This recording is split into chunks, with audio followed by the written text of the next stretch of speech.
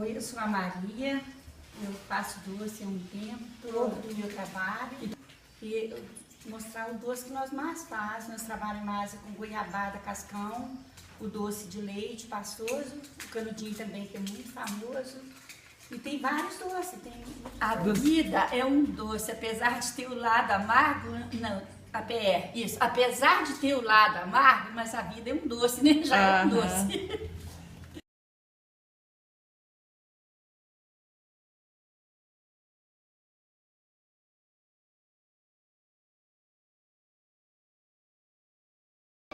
Meu nome é Terezinha Ribeiro Pimenta.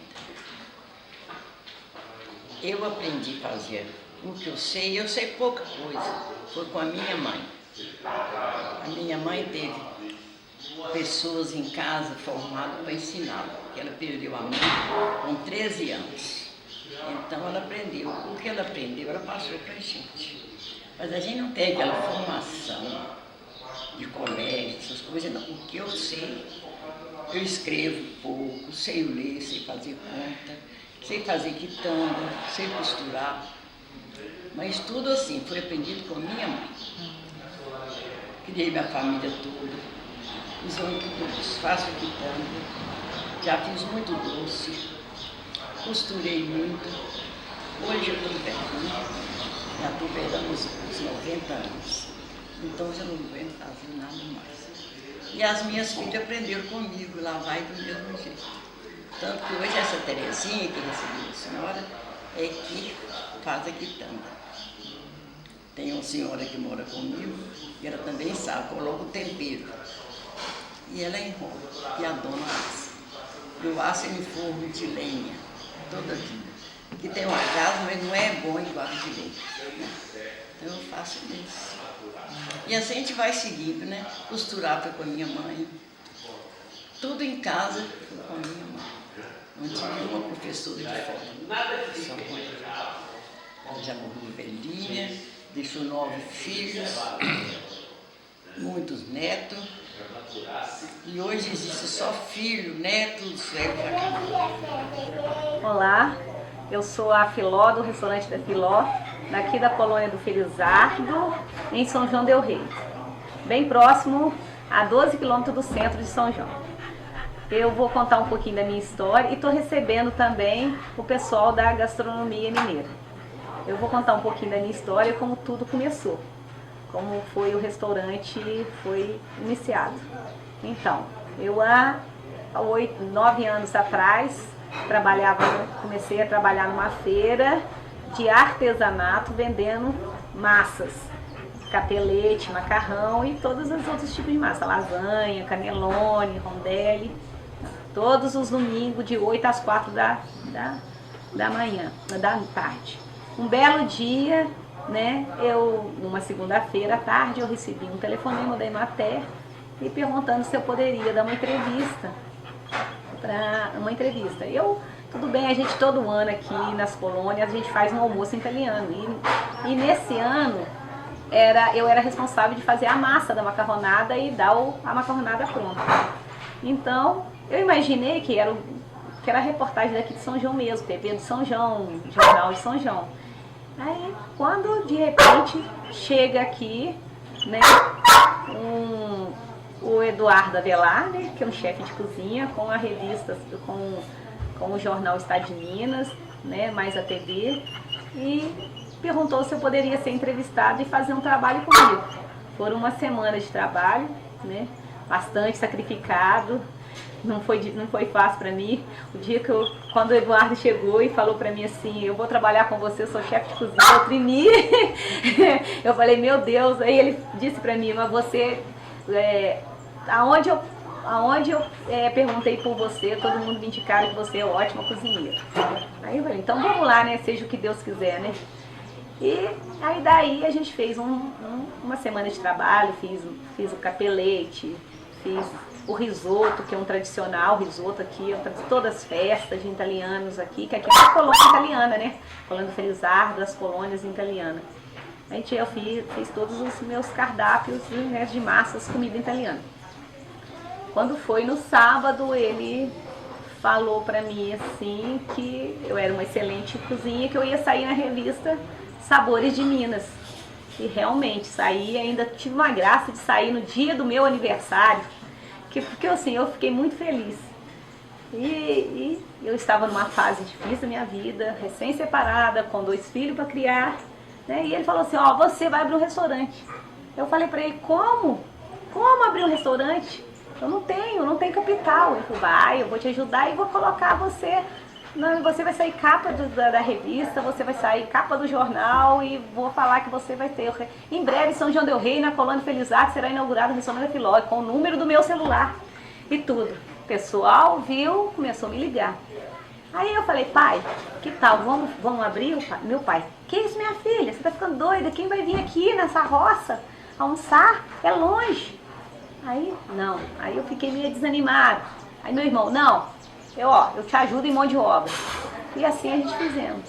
Deu certo, há 8 anos já de restaurante, eu abri. No dia eu fiz 50 convites para a inauguração do restaurante, passaram 600 pessoas. Não me perguntam como dei conta. Mas graças a Deus, com a ajuda da família, meu pai, minha mãe, minha tia, que a gente é muito família também. Trabalhamos tudo muito junto. Aí deu certo o restaurante. Tá aí hoje, funciona. Meu cardápio cada dia está aumentando. Hoje já são 23 variedades ao todos de comida. Tem mineiro e tem italiano, né, gente? Porque não posso, porque eu sou mineira, né? Apesar que a raça veio italiano, veio lá do fundo, meus bisavós que vieram, né? Filomena, todos os 4 gerações, tanto lá de pai e de mãe vieram. Mas eu sou mineira, então eu misturei um pouquinho do mineiro com o italiano, né? Comida mineira. E aí tá a minha história. Ele sempre falava, desde que a gente tinha casado, que queria ter uma roça, né? Não é uma fazenda ou um terreno, ele queria ter uma roça. E aí, em 2001, meados de 2001, ele resolveu voltar. E foi pro terreno do pai dele, que é perto do Cerradão, ali, bem perto da cachoeira. E começou a fazer uns queijinhos lá. Depois de 4, 5 anos mais ou menos, a gente ganhou esse aqui. Meu pai fez uma doação pra gente desse terreno. E a gente começou a luta, né? Investir com pouco dinheiro, começava a construir uma coisa, tinha que parar porque o dinheiro acabava. E assim foi. A gente começou a ajeitar tudo, ele deu problema de coluna e teve que parar.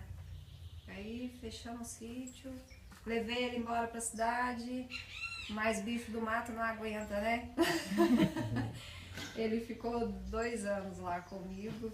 Nesse tempo eu costurava em casa, porque eu ficava com as meninas na escola, e eu costurava em casa. Falei pra ele, vem embora, a gente vai montar uma confecção, fazer uniformes de escola e tudo, e você vai me ajudar, né? Aí ele foi, só que nesse período que a gente estava com a confecção, apareceu um curso do Sebrae e ele fez o curso, porque ele estava assim muito fechado, né? Ele estava dentro de um mundinho do tamanho de um ovo. Assim, ele estava ficando antissocial mesmo, não queria sair, misturar onde tivesse muita gente. E aí ele foi se fechando, né? Tendo, acho que assim, tipo uma depressão. E aí depois que ele fez esse curso, ele se libertou, assim, né? Dessa depressão que ele tinha, porque ele voltou a confiar nele, voltou a perceber que ele era capaz de fazer várias coisas que até então ele achava que não dava conta, né? Aí, nesse período desse curso, ele conheceu o Johnny, que começou a falar mais sobre o projeto do queijo e contar como que era, porque até então a gente não via assim as pessoas falarem sobre o projeto do queijo. Era mais assim, fechado, as pessoas que participavam não falavam muito. E aí ele conheceu o Johnny, começou a interessar e tal, vou embora pra roça. E aí foi onde ele me abandonou na confecção. Eu fiquei sozinha com um bocado de coisa lá para resolver. E ele resolveu a voltar a fazer queijo. E ficava assim aqui com uma pessoa para ajudar e eu lá também sozinha, só cuidando de tudo. e ficamos assim meio que eu precisando de ajuda lá, ele precisando de ajuda aqui. E aí foi onde eu resolvi largar tudo e ir embora. Larguei e agora nós estamos aqui. Pelejando com esse queijo, que agora sim tá sendo um diferencial, né? A gente tá conseguindo sobreviver com ele, porque antes a gente não conseguia. No tempo que eu costurava sozinha em casa, eu pegava do dinheiro que eu ganhava lá e mandava para cá, porque aqui não se pagava, tudo que a gente fazia aqui não dava para pagar as contas. Era uma vida assim muito difícil, muito restrita, porque a gente não desenvolvia. Porque o queijeiro chegava aqui e falava assim, hoje eu vou te pagar o queijo a, sei lá, R$8 o quilo, e a gente não tinha opção. Ou você entregava ou jogava fora, porque não tinha como maturar, a gente não tinha condição de maturar, e nem se maturasse se tinha mercado. Aí a gente era obrigada a entregar. Então, assim, era muito difícil. A gente trabalhava muito e não ganhava nada. Né? E depois do projeto agora tá tudo de bom, assim. Melhorou muito, né? Que tudo que... E aí, depois que melhorou as condições financeiras, automaticamente tudo melhora, né? Porque a gente tem uma qualidade de vida melhor, a gente tem uma perspectiva de vida, você pode programar as coisas que você vai conseguir fazer. Então, assim, foi só alegria depois disso. Mas você ainda não experimentou os outros. Ai, gente, isso aqui é muito bom mesmo. Literalmente, cara. A gente visitou vários.